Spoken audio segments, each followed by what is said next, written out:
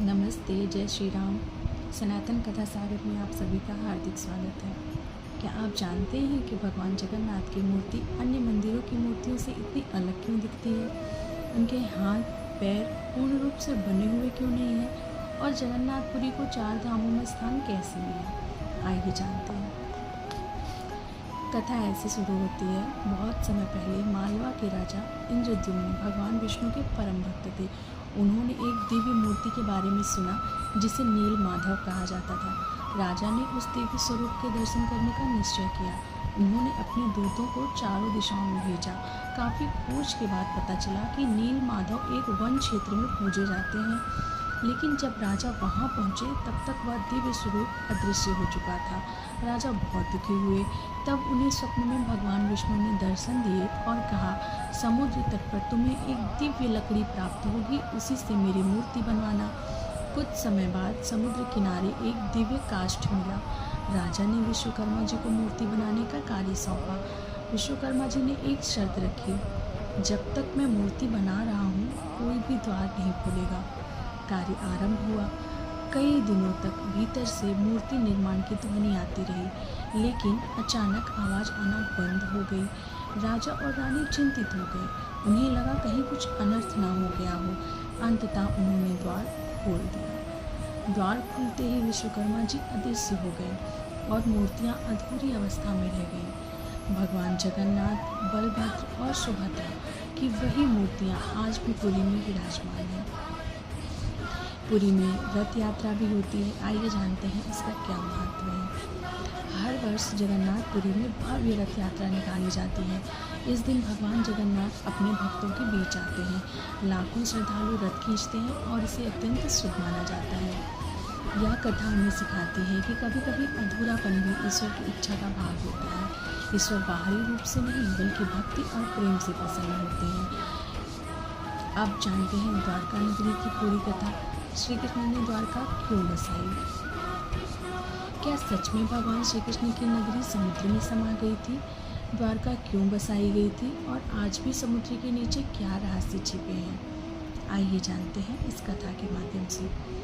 मथुरा में कंस वध के बाद यदुवंश पर बार बार आक्रमण होने लगे। विशेष रूप से मगध के राजा जरासंध ने कई बार युद्ध किया। अपने लोगों की रक्षा के लिए भगवान श्री कृष्ण ने एक नई नगरी बसाने का निश्चय किया। उन्होंने समुद्र देव से भूमि मांगी। समुद्र देव ने भूमि प्रदान की। तब दिव्य शिल्पकार विश्वकर्मा ने एक अद्भुत नगरी का निर्माण किया। उस नगरी का नाम पड़ा द्वारका। द्वारका सोने, चांदी और रत्नों से सुसज्जित थी। यहीं से भगवान श्री कृष्ण ने अपना राज्य चलाया। महाभारत के बाद जब श्री कृष्ण का अवतार पूर्ण हुआ, तब धीरे धीरे द्वारका समुद्र में विलीन हो गई। आज भी समुद्र के नीचे प्राचीन संरचनाओं की खोजों के कारण द्वारका लोगों की जिज्ञासा का विषय बनी रहती है। संसार की सबसे भव्य नगरी भी नश्वर है। स्थायी केवल धर्म, सत्य और ईश्वर का स्मरण है। अब जानते हैं रामेश्वरम की महिमा के विषय में। भगवान श्री राम ने यहाँ शिवलिंग क्यों स्थापित किया? क्या आप जानते हैं कि 4 धामों में शामिल रामेश्वरम का संबंध भगवान श्री राम से है? भगवान विष्णु के अवतार श्री राम ने भगवान शिव की पूजा क्यों की? आइए जानते हैं इस कथा के माध्यम से। जब माता सीता का हरण रावण ने किया, तब भगवान श्री राम उन्हें वापस लाने के लिए वानर सेना सहित दक्षिण भारत पहुँचे। उनके सामने विशाल समुद्र था। उन्हें लंका पहुंचना था, लेकिन मार्ग आसान नहीं था। तब श्री राम ने समुद्र देव से प्रार्थना की। इसके बाद नल और नील की सहायता से राम सेतु के निर्माण की तैयारी शुरू हुई। युद्ध से पहले श्री राम ने सोचा कि इतने बड़े कार्य के लिए भगवान शिव का आशीर्वाद लेना आवश्यक है। उन्होंने समुद्र तट पर शिवलिंग स्थापित कर पूजा की। मान्यता है कि माता सीता ने रेत से शिवलिंग बनाया था। भगवान शिव उस पूजा से प्रसन्न हुए और श्री राम को विजय का आशीर्वाद दिया। यही शिवलिंग आगे चलकर रामनाथ स्वामी या रामेश्वरम ज्योतिर्लिंग के रूप में प्रसिद्ध हुआ। राम के ईश्वर अर्थात रामेश्वर। यही कारण है कि यह स्थान वैष्णव और शैव दोनों परंपराओं में अत्यंत पूजनीय माना जाता है। रामेश्वरम का महत्व जानते हैं।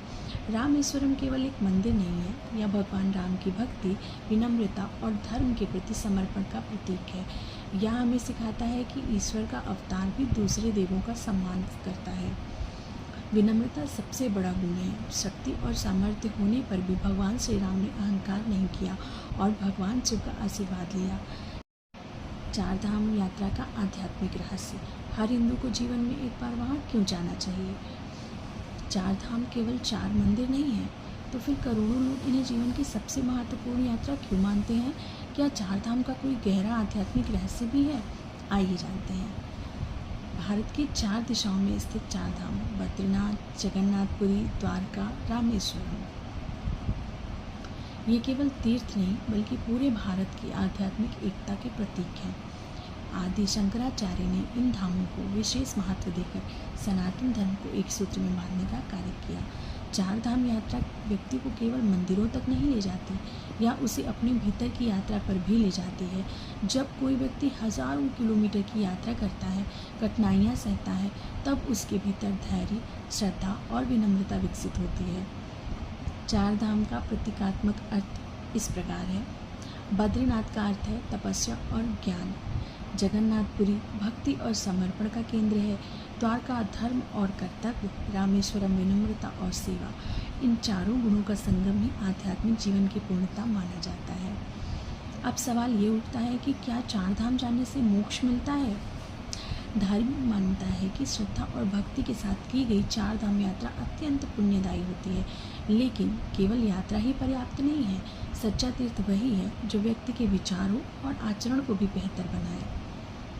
ईश्वर तक पहुंचने का मार्ग केवल मंदिरों से नहीं बल्कि अच्छे कर्मों, भक्ति और सेवा से होकर जाता है। चार धाम हमें यही संदेश देते हैं। अगर आपको ये वीडियो पसंद आया हो तो लाइक करें, शेयर करें और सनातन कथा सागर को सब्सक्राइब करना ना भूलें। जय बद्री विशाल, जय जगन्नाथ, जय द्वारकाधीश, हर हर महादेव, जय श्री राम।